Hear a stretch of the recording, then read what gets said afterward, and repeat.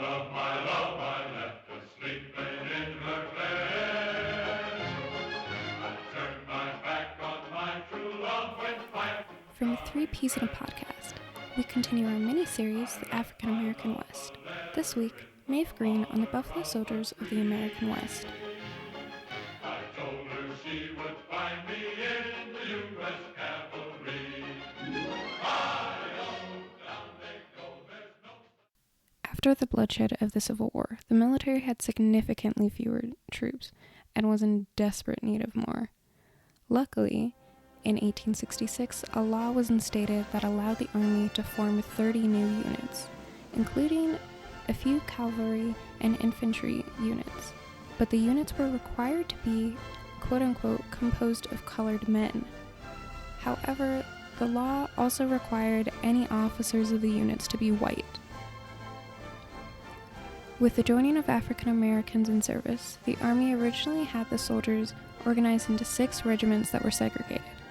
Over time, they were combined into the famous 9th and 10th Cavalries, as well as the 24th and 25th Infantry Regiments. These units became active in the next year, 1867, and according to sources, ended 29 years later in 1869. They were deployed in the Western Front, taking part in nearly 200 major and minor engagements. Despite the believed end date, there are records of the regiments existing until 1948, when President Truman issued Executive Order 9981, which abolished racial discrimination in the armed forces. This, in turn, ended the formation of all black regiments. The order took 6 years to be implemented, and all Army units were not fully integrated until the Korean War started in 1950.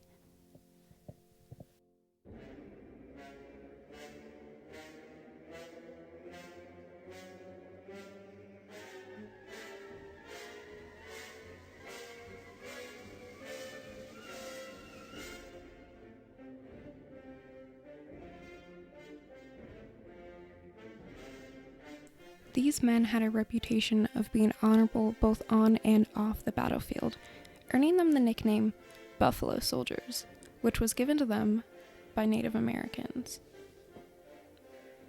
The Buffalo Soldiers had a record of being sober in a time of quote-unquote drunkenness, something that was especially prevalent among military men.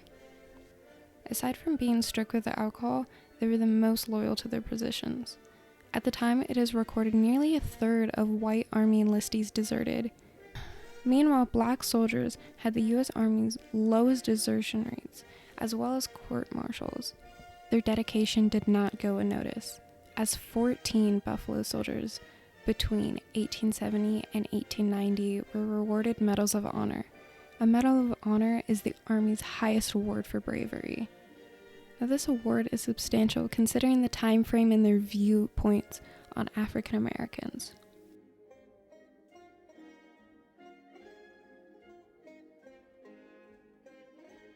Now let's get into a little bit of the 10th Cavalry.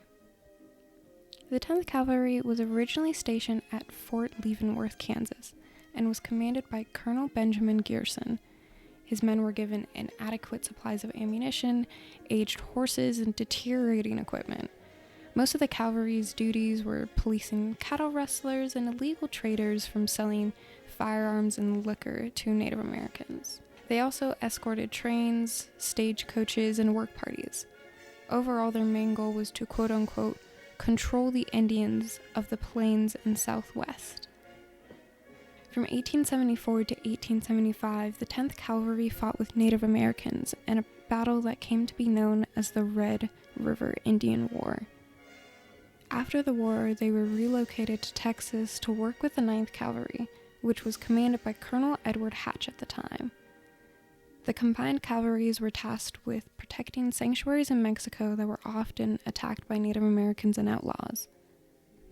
Eventually, the Buffalo Soldiers were tasked with relocating the Apache tribe to a reservation, but they resisted the initial relocation and then the confinement to the reservation.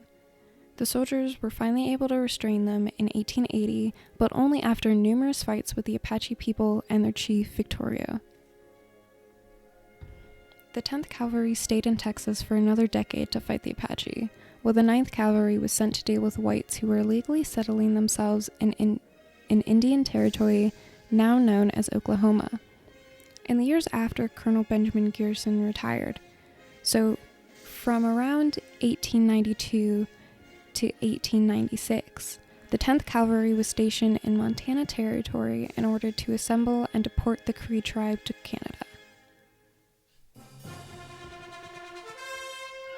We'll be right back after this quick message from today's sponsor. When we get back, the life of Cathay Williams, the only recorded woman to serve as a Buffalo Soldier. This week's sponsor is TabbyCat. TabbyCat is a web Chrome extension that gives you an adorable cat with its own unique name in every tab you open. Over time, your cat will bring you goodies that can attract kittens or simply to dress them up. Discover which cats love to be pet and which ones don't. Unlock new furry friends like dogs, birds, turtles, and more for only $1 each. Get Tabbies in your tabs. Available on Google Chrome and Firefox. Cathay Williams, the first and only recorded woman to serve as a Buffalo Soldier. Born in Independence, Missouri, to a free father and a slave mother in 1844, Cathay grew up on the Johnson Plantation, located on the outskirts of Jefferson City, working as a house slave, a job which resulted in her first experience with the military.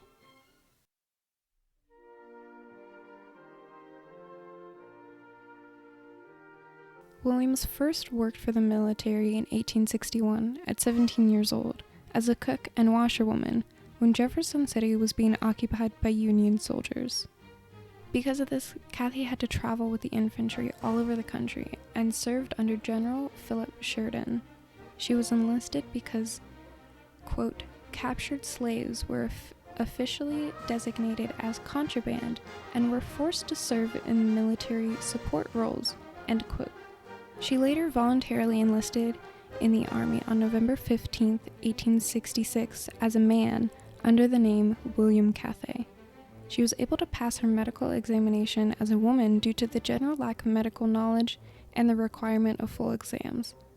Cathay joined the 38th U.S. Infantry Regiment, to which she contracted smallpox shortly after and had to be hospitalized.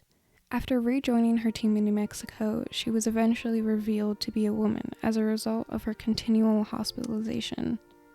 When the post surgeon finally discovered the so-called Williams Cathay was in fact a woman, they informed the post commander.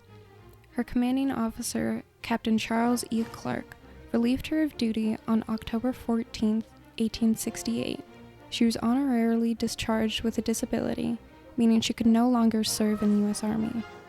Cathay didn't let this stop her, as she signed up for an all-black regiment that would soon join the Buffalo Soldiers.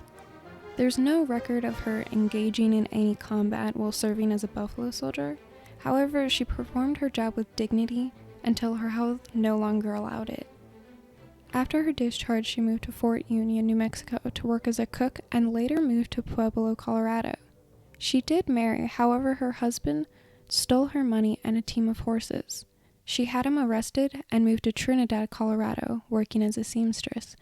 Her life and military service was recorded by a reporter from St. Louis who caught wind of a female soldier, and it was published in the St. Louis Daily Times on January 2, 1876.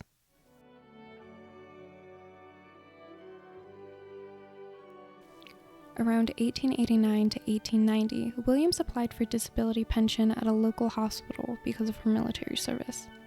They denied her despite other female soldiers, who also disguised themselves as men, being granted pension. It is recorded that, quote, in September 1893, a doctor examined Williams. She suffered from neuralgia and diabetes and had all of her toes amputated and walked with a crutch, end quote.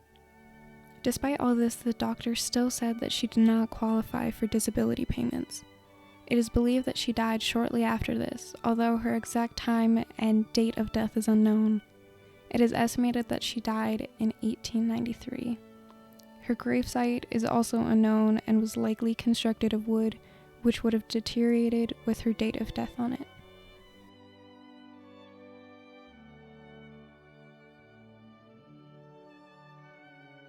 The Buffalo Soldiers of the American West, a collection of brave, upstanding African American men, well, mostly men, who traversed the plains, risking their lives with degrading equipment. They fought time and time again for a country that did not view them as equals. Unfortunately, their stories go untold.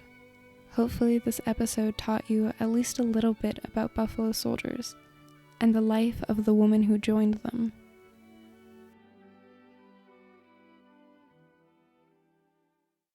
Thank you so much for chiming in for this episode on our mini-series, The African American West.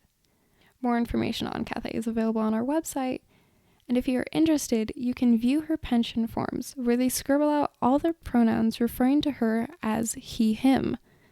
The link for that will be in the show notes.